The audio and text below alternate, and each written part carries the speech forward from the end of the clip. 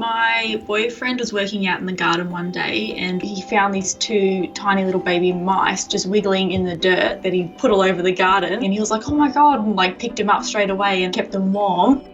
He called me and was like, Eliza, come home. I found two little mice. I don't know what to do. When I raced home, we were faced with like a difficult decision whether we put them back out in the compost and hope that the mum comes back and finds them, or I take them inside and keep them warm and feed them. And the problem was that it was getting quite dark outside and it was coming into winter. We didn't want to leave them out there. We brought them in and I got a hot water bottle set up and kept them warm and made the formula up.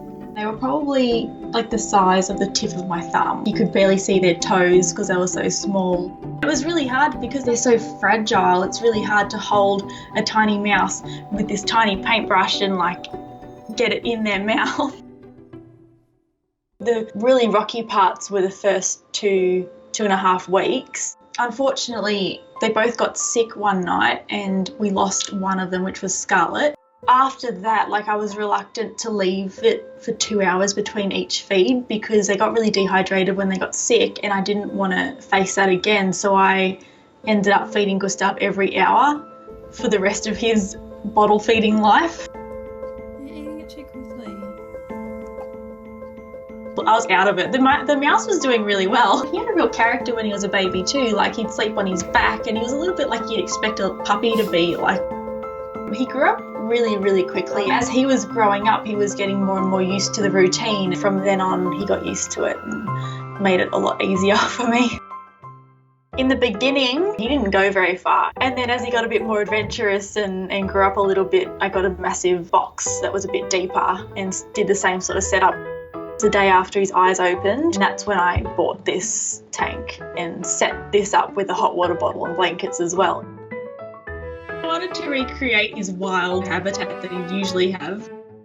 He loved it because his whole life he had just blankets and a hot water bottle, so he didn't have much to play with. When I first set it up, you could tell he was really excited because there was plenty of places to explore, there was things to climb in, things to dig through. At the top we've got his little house that he sleeps in, and he's got a bit of a nest at the back corner over here. Yeah, he likes to organise all his tunnels and put things in his bed and move stuff around. His favourite part, I reckon, would be all of his tunnels and little caves. Sometimes you can see him running through and burrowing through the side of the tank.